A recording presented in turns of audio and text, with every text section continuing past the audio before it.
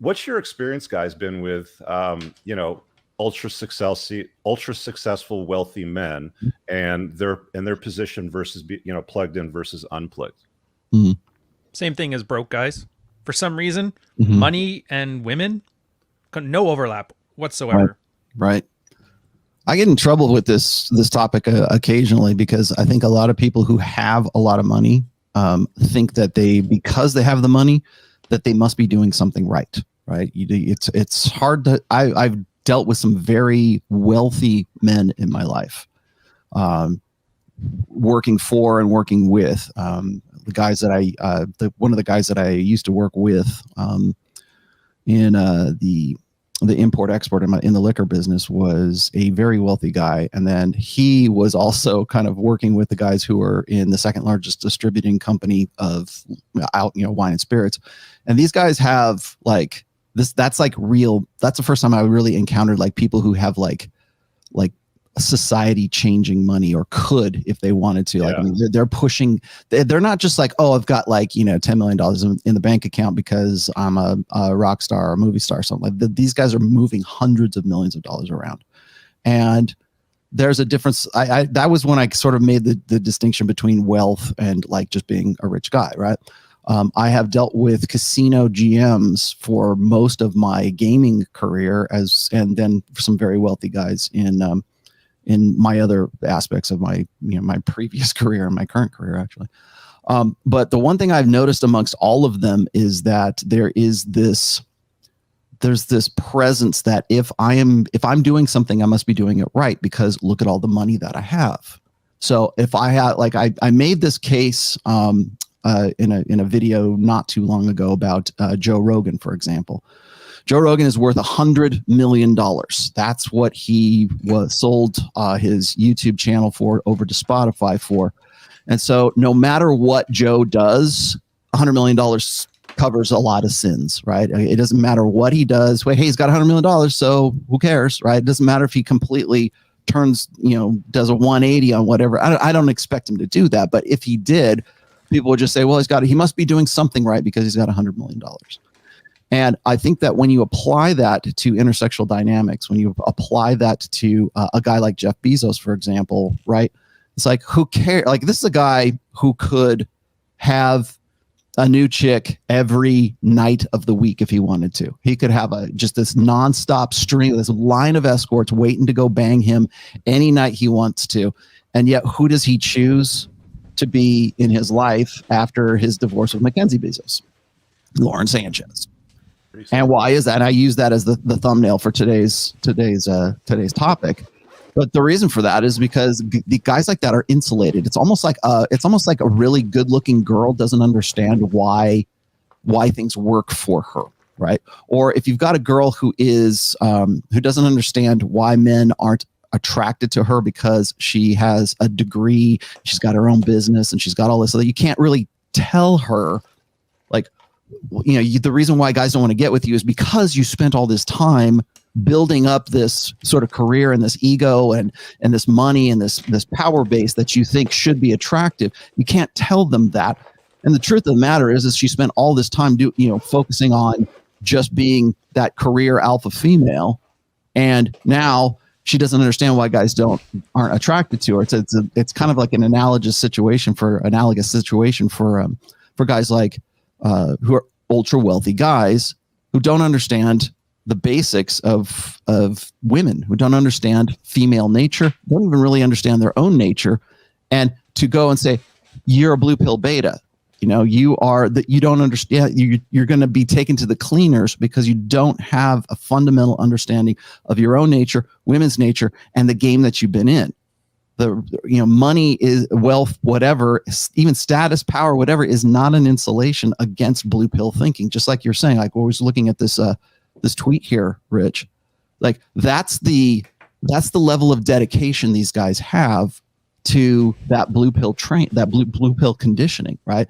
They don't care about anything else. They're ready to cut you off and kick you out and unfriend you and everything else, because that virtue signaling means more to them than any kind of networking that they could have with you. I went a little bit deeper on this one because, I mean, the thing that's interesting about most of these guys that have created these businesses, like, you know, you've got granted, you know, I've never met Jeff Bezos, Elon Musk, you know, Page, Elson, Buffett, Zuckerberg, like none of these guys, Gates. You know, but the thing that's interesting about these guys and the ones that I can specifically say that I've met personally is they're very good at their craft. Like there is absolutely no question that they're high net worth and individuals. What's the other soundbite we hear a lot about? Like high value men. There's a lot of guys out there today beating their chest, calling themselves high value men who are nowhere even close to it. But these guys are legitimately those people. You know, they've created incredible businesses and done wonderful things for the world and improved the status of the world for us all, you know, the world that we live in. And it's like they've done that because they've thought outside of the box. If Steve Jobs didn't think out, like he didn't even have outside of the box thinking, Steve Jobs had not even seeing the box thinking. Same with Gates, same thing with Zuckerberg, same thing with Bezos, same thing with Musk. Like if you follow their biographies, like if you read any of their biographies, and I've covered about 9 out of 10 of them there, I've read them all personally, or I've either read or listened to them. They've all been outside of the box thinkers. They've unplugged from the world of business. You know, they've unplugged from the world of making money. But I'm a great race car driver. Why can't I play chess? Why can't I rap? Well, it's not quite the same thing because I mean, like race car driver and chess is 2 slightly different, you know, genres. But so is women and money. But why can't they? Well, money's different. You know, it's unplugging from lies. You know, it's unplugging from just go get the job. You know, clock in, do your work, clock out, be a good droid. You know, get your Casio watch when you fucking retire and go home and shut up and, you know, collect your pension. I'm talking about unplugging from societal lies and conventional norms because that's really what I see. You know, the red pill and unplugging as you're unplugging from just be a nice guy, you know, bend the knee to her, happy wife, happy life, and all that sort of shit. Dude, I don't think. Why can't they unplug from those lies and see the sexual marketplace and women for what it really is? That's what I find really interesting because they're so good at it with creating a business and solving those problems, but they're unwilling to look at the code of the matrix for what it is. Well, do you think he would have shit on you, Rich, if he knew you were wrong? He would just be like, whatever, and shrug it off. I don't, and I got a theory that I don't think these guys think you're wrong. I don't think that they are so deluded with their blue pill life that they'll fight it off. I think there's a part of them that knows this is right. You're not wrong. But there's like an impotence to it. There's like an admission. Let's say you're 40 years old, made your $1 million. Oh yeah, there was lots of guys that like DM me after the fact and they're like, "Hey, you're not wrong, but why are you talking about these things? Like, why are you pressing it?" But you know what it is? It's like you're not asking them to accept this stuff. What you're saying is, I want you to admit that your last 40 years when it came to women were a waste. And I think a lot of guys, especially money-making champions that got tons of ego, you're asking them to take a big step outside of their ego. And they've worked very hard at that ego and they've earned that ego. And it's like, who the fuck are you to tell me I'm wrong? And I know it's a weird self-sabotagey way to go about it, but like we're just meat-brained monkeys with slightly higher IQs than bonobos. Right. And my bank account affirms everything that I do. So and by admitting if I believe this, it must be right. I wonder if it's because they get to the point where they've got so much money, all I have to do is keep throwing money at it to solve the problem. Yeah. You know, I can't get a girl to stay with me. I'll just keep buying shit, or I'll put her. Well, I mean, what was the joke? The joke when Bezos got divorced, like to the tune of like what $33 billion was like. Yeah. It cost him $33 billion for his divorce, and he's still the richest guy in the world. Yeah, there's still there's still people that say that Jeff and Bill got divorced to dodge taxes, and I don't know, maybe there's some tax benefits. Might be some truth in that. Maybe, but I don't know that that's a good strategy.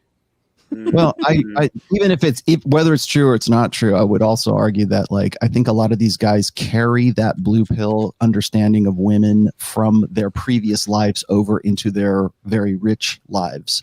Yeah. So it's like there's a qualifiable difference between somebody like Bill Gates or Jeff Bezos and somebody who has like played the game, or maybe he came into money and then he developed that money. And it understands and can play and understands women's nature and his own nature as well. But if you look at a guy who has sort of come from like, a computer background or a coding background, and they were once beta, but then they became very, very rich and they're still basically rich betas, they have such an insulation and such a resistance to listening to anything else because they're basically just focusing on one thing, which is whatever it is that's going to make the money. That's the Bill Gates, plan for success, is just like be single-minded about one thing and go straight ahead.